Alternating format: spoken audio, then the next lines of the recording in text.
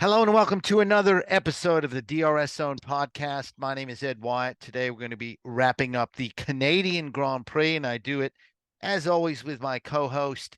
He is my 14-year-old son, F1 expert, Sam Wyatt, who should be in a good mood because he is on school holidays. Isn't that right? It is right, and I am in a good mood because I can sleep in most days, except for Monday last week because it was a 4 a.m. wake up call for the Canadian Grand Prix. Not the friendliest time slot for Aussie viewers. No, it wasn't. In fact, we were lucky last year because we were in Denver and we got to watch it at around midday or whenever the time was. Yeah, But you're right. It's an early wake up call for a race that had a predictable end. Max Verstappen winning, but actually result. had some interesting. It was actually a pretty interesting race, and we'll talk a little Yes, bit it about was. that. But why don't you kind of go through the final results? Yeah, so no surprise. Max wins it again. Really incredible performance from him. Just never in doubt. Alonso second, Hamilton third. They shared a couple good battles on the track. Mm, Ferrari's fourth and fifth. Leclerc fourth, Sainz fifth. Very strong result for us. Very happy with that. Perez sixth. Albon, incredible seventh place for great drive. Williams. Ocon 8, Stroll 9, Bottas in the points in 10th. Oscar Piastri started in, he was up to 6th, I think, in the first lap. He got unlucky with the safety car. He finished 11th. Gasly 12, Norris 13, more on him later. Sonoda 14, Hulkenberg 15th, Joe 16th, Magnussen 17th, and Nick De Vries 18th. Those two had a strange little moment down at, I think it was turn 4. A weird little, not crash, but anyways, George Russell and Logan Sargent, the only DNFs. Bit of an unlucky weekend for George Russell.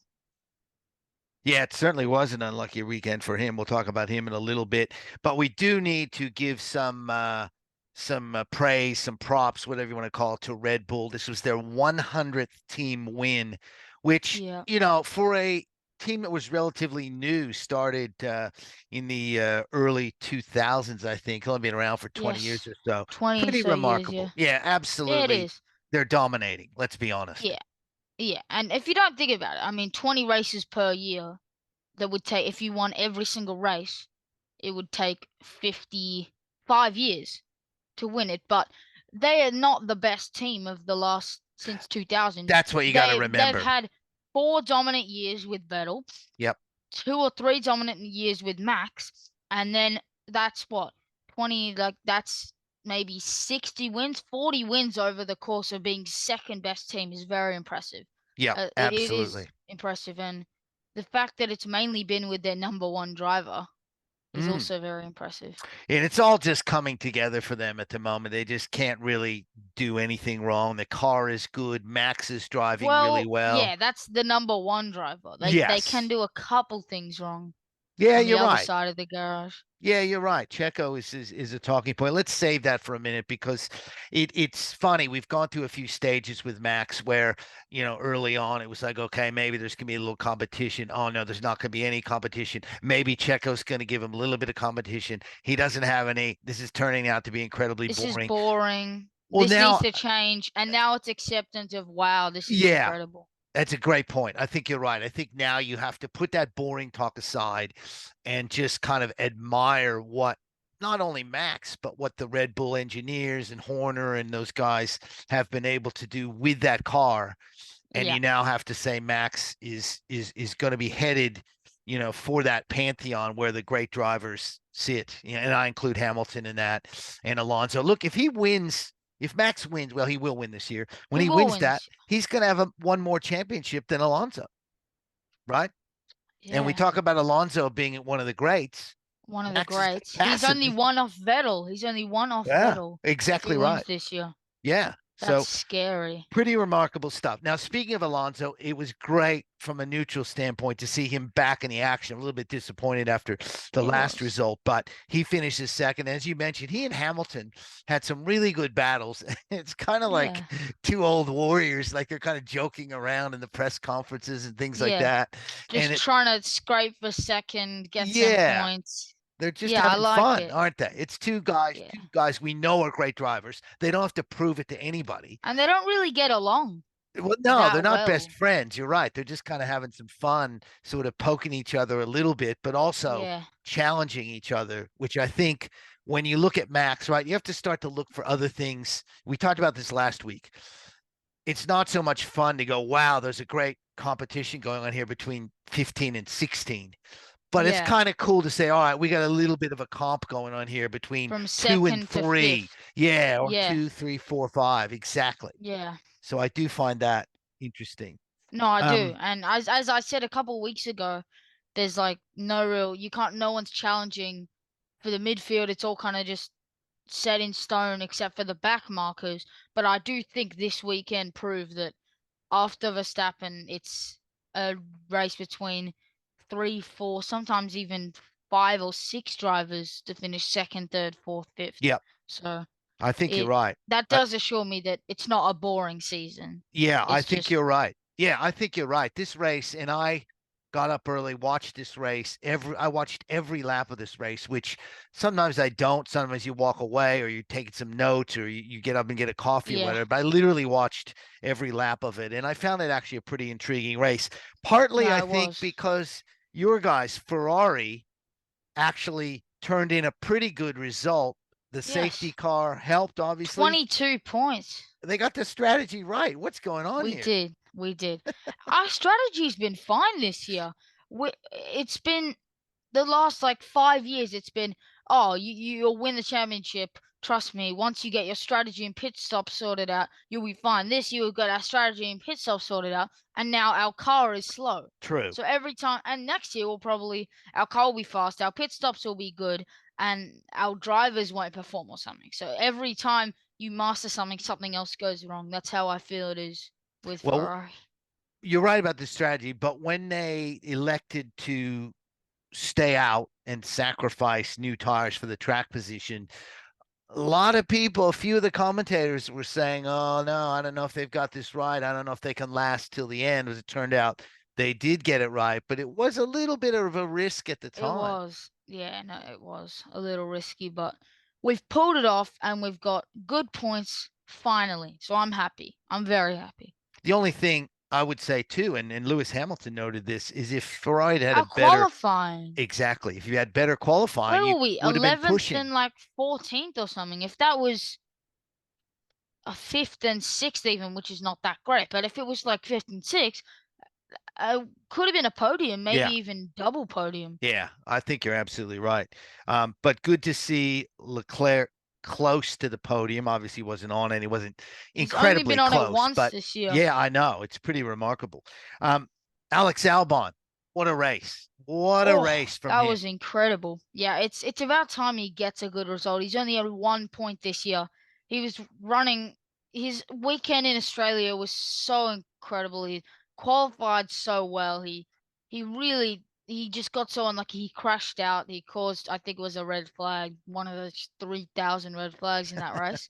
And yeah, he didn't deliver. He was in sixth at the time and he got no points. I think that's happened a couple other times this year. So it's great to see him in seventh, getting some solid points for the team. 6 points to take. Really, really strong for Williams. I mean, yeah, it's great for them, especially because Sargent isn't really doing much. No, not at all. And they also they made an early tire switch, got him in the hards, which allowed him to sort of hold off that pack that was behind him. And because that Williams has that great straight line Straight speed, line speed is yeah, very good. that combined with the tires and his sort of nerveless driving, like really good driving, was able to hold off that crew that was pushing him from behind. And he did say afterward that it was very nerve wracking. And it was Yeah. like, it was one of those races that he was I just didn't think sweating he the would whole hang time. on there. Yeah, I thought Ocon was surely gonna get past. I was looking at it was like 2 tenths away, and I was like, nah, no way. I But know. he did very well to hang on. He Yeah, did. very, Really very good remarkable race. from him. I agree. Um, Checo, big talking point. I think, look, it's not that he's driven badly per se, but when you No, look at Max, he's had some comeback drives, but his absolutely qualifying, has not been great, his has it? race pace is not bad. At Monaco, he was out in Q1, he crashed. Spain, he was out in Q2, he didn't have the pace. Or was he out Mm, in Q1 in Spain? mm. Well, he didn't have a strong result qualifying in No. Spain, and this week not either. So I think he's not going to win the title. No one's going to win the Yeah, title at that's Silverstone. over. I But agree. but he was never going to win it this year. I'm sorry.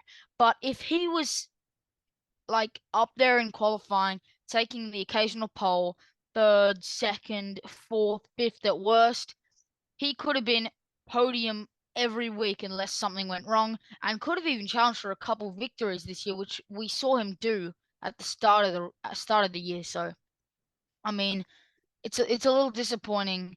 I don't think he would have won the title, but just disappointing not to have a challenge on the occasional race. Yeah. So he's now on 126, Max leading on 195. Alonso's on 117, so he's only 9 behind or 11 He's not too behind. far behind. Hamilton 102, so he's not that far from a big drop to Ferrari 68 and 65. But 68. Wait, who's 68? Who's 65? Sainz is on 68 Oh. at the moment. And what about Russell? I just closed the research thing. Well, the researchers got away from me. But the point is that we were talking about Checo as a potential world champion 3 weeks ago, or challenging Max. Now he's going to battle to hold off Alonso, right? Yeah.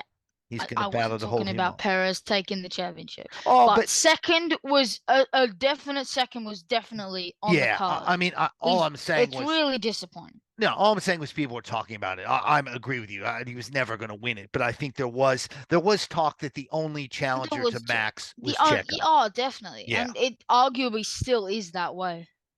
I don't know. I'm not convinced. I'm not convinced that Alonso and even Hamilton, given the way Aston and the way Mercedes are improving, I'm not convinced that those guys who are better drivers, far better drivers than Checo Perez, aren't going to pass him. I'm not convinced. Yeah.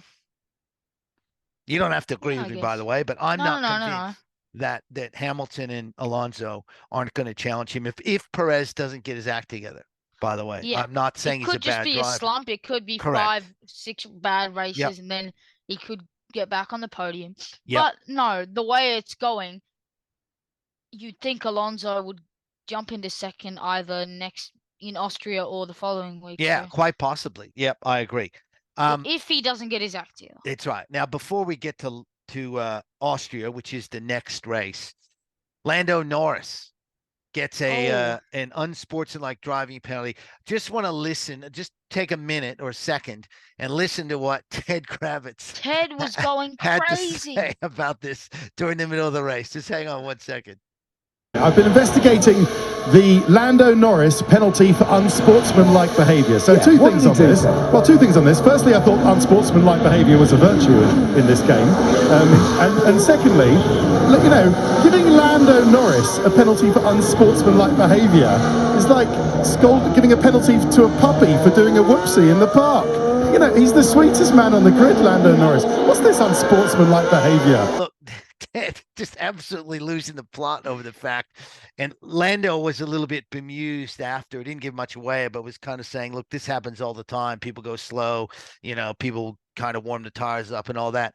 I'm not sure. I don't know enough to say what, really happened. But I guess Ted's argument was the unsportsmanlike driving phrase, and I kind of don't disagree with that in a way. It's like, I agree, but you get a penalty for being too slow. If that was a non-British driver, no way he would have been yelling and screaming. That's I agree. He's got a soft spot for Lando. If that was DeVries, he wouldn't be screaming. Did they call that anywhere else though? When someone runs someone off the road, did they say unsportsmanlike driving? No, they say causing a collision. So I just think you just say driving but too not slow. When it's much worse than that when they'll say unsportsmanlike. Let's just say driving too slow. Is that any worse? Is that worse than running a guy off the road, just being slow behind the safety car? I'd kind of agree with Ted on that. I mean, just say driving too slowly, right? Behind the safety car. You don't have to say unsportsmanlike driving. Half the field is unsportsmanlike. Latifi's entire career was unsportsmanlike driving. Hey. Give me a break. We haven't mentioned him for a while, so I thought I'd get that in there. Austrian Grand Prix up next, which is held where? At the Red Bull Ring. So it's a home race for Red Bull. Not like they need one. Exactly. I love this track. Before Red Bull got dominant, this was the first race I ever saw in F1 was at this track. The first two races I saw were at this track That's because they right. did the double header here in They did. 2020, and they were both pretty good races. It's always an interesting race, and Leclerc does pretty well around here, second in 2020. He didn't finish in the other 2020 race, but he came back from, I think, last to seventh in 2021. 2022 he won the He race, did win so it. Yeah, he did. he's Max has not won 3 of the last 5. He finished second last year. Bottas is the other one that won it that one year. He he's sneaked in there Bottas and does won it. very well around here. Yeah. He So won Max second, Lewis 2020. third last year. Perez and Yep. Sainz were both DNFs last year, so that's potentially Yep. something Sainz's to car caught fire. look at. I It did. remember I was stressed so much. Sainz's car caught fire, and Max was chasing Leclerc with like 3 laps to go, and then Leclerc's throttle pedal got stuck, and That's right. he couldn't accelerate. He had to pull the accelerator up with his foot, and he was like just losing seconds and seconds per lap, and he just hung on. I was so scared in that race. But no, they're usually bangers around here. I mean, Yep. really good races. Good racing, crazy overtaking, Yep. and sprint race as well, as it was Yes. last year. There will First be a one sprint since race. Baku, which Yep. Perez was good in Azerbaijan, and he likes that track. He's not as fond of this circuit, as much as Max is, so I'm not expecting anything Yep. out of the ordinary this weekend, but I think it should be a good race. Yep. And the other good news is the F2 and the F3 races return. We didn't have them in Canada, which was interesting. They were talking about how the track wasn't as worn in, and it was sort of the Yeah. drivers had to readjust to the track on Sunday or on race day because the F2 and the F3 weren't there, kind of, dirtying them up and getting it sort Yeah. of race ready, if you will, which is interesting. Yeah. Predictions sort of out the window Yeah, these I'll days go. because we always I'll go. go with Max to win, right? Yeah, yeah. So it's kind of that, but go for it. Yeah. What do you think? I'll go Alonso To win. and Leclerc. No, second and Oh, third. Max, Alonso, Leclerc. I don't mind that I at all. think Alonso, he's always up there. Leclerc is very good around this circuit, and with a very nice weekend in Canada Yep. from him and from the Ferrari team. I think with a sprint, so if he doesn't qualify that well, he can Yep. make gains in the sprint and then more in the race. I think this could be the second podium of the year for us. Okay. So yeah, Max, Alonso, Leclerc. I'll go Max, Sorry, Alonso. I thought you assumed that Max had won. Of course I did. No, I was kidding. Max, Alonso. I'll probably throw Hamilton in there, just given the way he's going. But I actually think Leclerc is a pretty good bet or pretty good tip there. I'll be honest with you. I think Leclerc. I think Ferrari could do okay. I think Ferrari, Mercedes, Aston, they're not closing the gap per se, but they're getting better. I think there's some signs, that they're getting a little bit better. I think they're getting closer to Red Bull, but they're not getting closer to Max, if you know what I mean. I do know what you mean. I think it's a really good point. I think you've got to remember that you've got Max, who is an incredible driver. And Checo. You have to take that into consideration. Yeah. Anything else before we wrap it up? No, as you said, F2 and F3 are back. Yep. No, there's not really much to talk about. I mean, yeah, it should be a good race. I'm excited. I think so too. I enjoy Canada, and hopefully Austria can kind of keep that going. We hit a little bit of a slump there where we weren't sure if we could have some exciting racing, but there was a lot to like about that. I wouldn't mind a wet race. I would not mind a wet race for once. It's been a while, and we had wet qualifying in Canada. We've had wet qualifying. We haven't had a wet race in a long time, and there's a lot of rain in Austria, as we've seen in previous, well, not races, but qualifying and practice. It's been very wet around here, so I think if we get some rain, it could be a very good weekend. Yep. You never know. All right. That's it for us here on the DRS Zone podcast. My name is Ed Wyatt. His name is Sam Wyatt. You can find us anywhere you get your podcasts, and we will see you after the Austrian Grand Prix.